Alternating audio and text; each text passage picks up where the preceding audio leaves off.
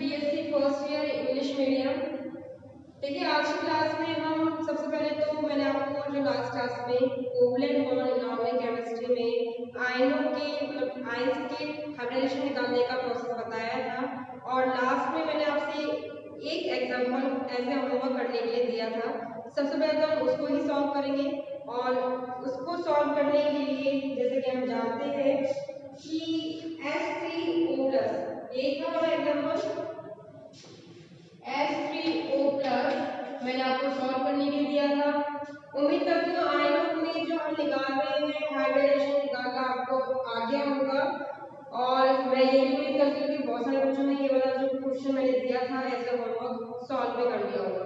ठीक है, तो जैसे कि हमने लास्ट क्लास में देखा था कि जब हम आयंस का हाइब्रिडेशन निकालते हैं तो यहाँ पर सबसे पहले एक न्यूट्रल मॉलिक्यूल ले लेते हैं, जैसे कि H2O है, और मान लेते हैं कि इसके साथ एक H+ जुड़ा हुआ है। ठीक है, इस तरह से हम इसको समझने की कोशिश करते हैं। यानी यहाँ पर हम देखेंगे स्ट्रक्चर में बेसिक जो स्ट्रक्चर है वो वाटर मॉलिक्यूल का है, और एक लोन पेयर ऑक्सीजन का, एक लोन पेयर हाइड्रोजन यानी H+ के साथ प्रोटॉन के साथ बॉन्डिंग कर रहा है। ठीक है, तो इसको अगर आप इस तरह से समझेंगे तो ज्यादा आसान रहेगा। इसको देखिए दो तरह से हम इसको कर सकते हैं सॉल्व। या तो हम मान सकते हैं कि जो हाइड्रोजन है, एक हाइड्रोजन पर प्लस चार्ज है, इसको ऐसे भी सोच सकते हैं, या फिर हम सोच सकते हैं कि जो ऑक्सीजन है उस पर प्लस चार्ज है। तो इजी ये रहता है कि आप हाइड्रोजन जो है उस पर एक पर आप प्लस चार्ज लगा दें, जिससे आपको वाटर को जैसे आपको सॉल्व करना आता है ऐसे कैसे सॉल्व करें, लास्ट में आप इस H+ को स्ट्रक्चर में ऐड कर दें। नहीं तो अगर आप ऑक्सीजन को स्टार्टिंग में लेते हैं, ऑक्सीजन को आप प्लस चार्ज मानते हैं, तो आपको ऑक्सीजन में से एक इलेक्ट्रॉन को कम करना होगा। यानी आउटर मोस्ट अगर ऑक्सीजन में 6 इलेक्ट्रॉन होते हैं तो एक चार्ज दिखाने के लिए आपको वहां से एक इलेक्ट्रॉन को रिमूव करना होगा, और आप उस तरह से उसको सॉल्व करेंगे। ठीक है, तो इजीएस्ट मेथड को हम लेते हैं। सबसे पहले ऑक्सीजन जो है हमारा, उसका एटॉमिक नंबर होता है 8, 2s2 2p4। Outer most electrons की ही हम बात कर रहे हैं।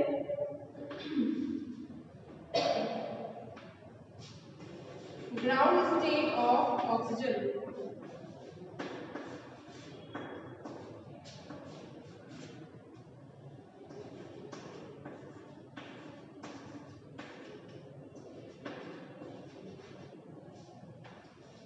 देखिए यहाँ पर जो ऑक्सीजन है वो दो हाइड्रोजन के साथ कोवलेंट बॉन्ड बना रहा है, जबकि एक H+ यहाँ पर जुड़ेगा।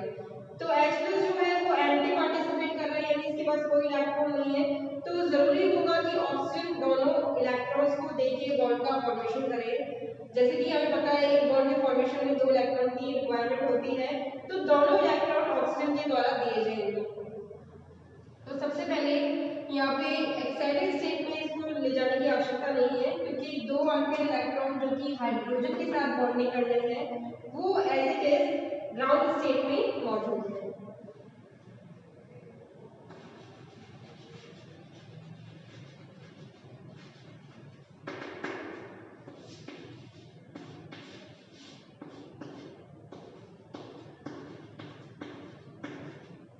ठीक है, तो सबसे पहले H के साथ बॉन्डिंग दिखाएं।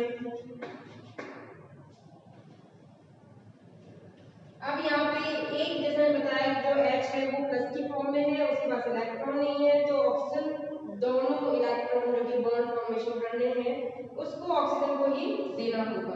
ठीक है, तो इस तरह से यहाँ पर H+ के साथ बॉन्डिंग हो गई, और ये हो गया sp3 हाइब्रिडाइजेशन।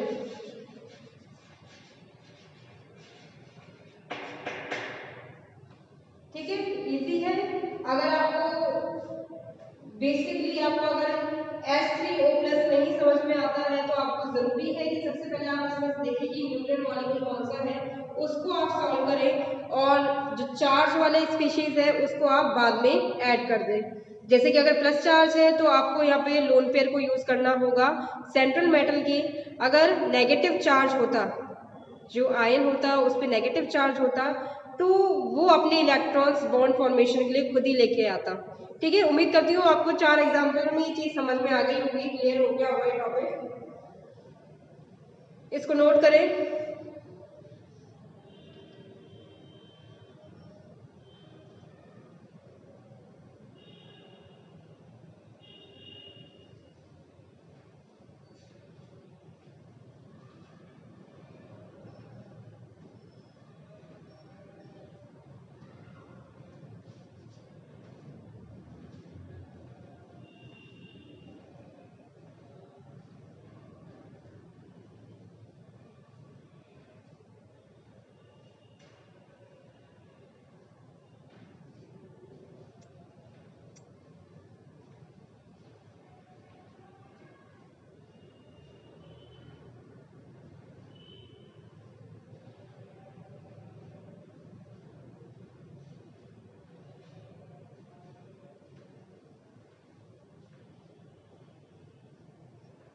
ठीक है, तो इसको सॉल्व करके आप देख लेते हैं। H3O plus has sp3 hybridization।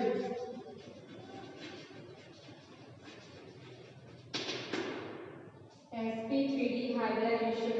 और अगर स्ट्रक्चर बनाने की कोशिश करें इसका, तो जो स्ट्रक्चर है सबसे पहले देखिए यहाँ पर एक लोन पेयर है, एक कोऑर्डिनेशन बॉन्ड है और 2 कोवलेंट बॉन्ड है, जैसे कि हम तीनों को हम क्या बोलते हैं, सिग्मा बॉन्ड। तो यहाँ पर सबसे पहले तो लोन पेयर शो कर दें।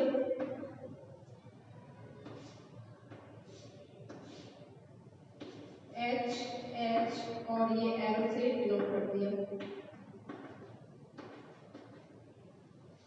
ठीक है, तो ऑक्सीजन अपना लोन पेयर यूज कर रहा है, तो बेसिकली यहाँ पर ऑक्सीजन पे नेगेटिव चार्ज, नेगेटिव नहीं सॉरी पॉजिटिव चार्ज रहेगा ऑक्सीजन पे। यहाँ पर पॉजिटिव चार्ज अब क्यों नहीं लगेगा, क्योंकि हाइड्रोजन को इलेक्ट्रॉन मिल चुके हैं, उसने बॉन्ड फॉर्मेशन कर लिया है, जो उसके पास डेफिशिएंसी थी वो कंप्लीट हो गई है। तो अब जो चार्ज लगेगा, अगर लगाना चाहते हैं तो ऑक्सीजन पर लगेगा, क्योंकि ऑक्सीजन अपना लोन पेयर यूज कर रहा है। ठीक है, तो ये जो स्ट्रक्चर हो गया इसको आप इस तरह से जोड़ोगे। ठीक है, कंप्लीट स्ट्रक्चर बनाया, ऑक्सीजन सेंटर में है, लोन पेयर ऊपर है और नीचे 3 बॉन्ड पेयर दिखाए हुए हैं, स्ट्रक्चर बनाया। इसके बाद हम नेक्स्ट टॉपिक स्टार्ट करते हैं।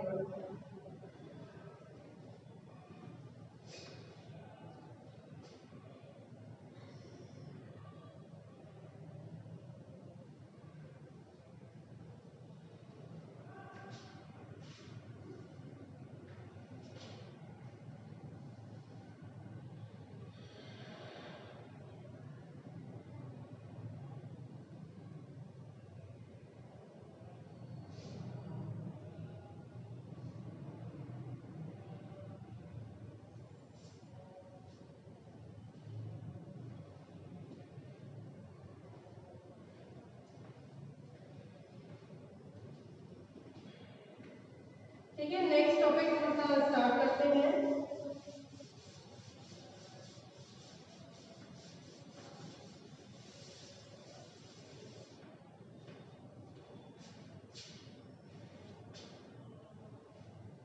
अब देखिए, मैंने आपको बहुत सारे टाइप बताए हाइब्रिडाइजेशन के, काफी सारे टाइप्स हो चुके हैं, अभी भी 2 टाइप्स और बच रहे हैं।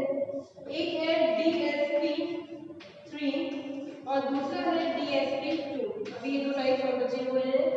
जैसे कि आपको नजर आ रहा है यहाँ पर d ऑर्बिटल जो है उसको स्टार्टिंग में लगाया गया है, यानी ये वाला जो हाइब्रिडाइजेशन है वो sp3d से डिफरेंट है। किस तरह से डिफरेंट है, क्या यहाँ पर ज्योमेट्री बनेगी, उसके बारे में हम जब इसकी डेफिनेशन करेंगे, इसके एग्जांपल को सॉल्व करेंगे तब आपको अच्छे से समझ में आएगा। तो आपको ये फर्स्ट वाला तो समझ में आ गया होगा। अब हम बात करेंगे DsP3 के बारे में। ठीक है, तो हमारा टॉपिक है वो है DsP3 हाइब्रिडाइजेशन।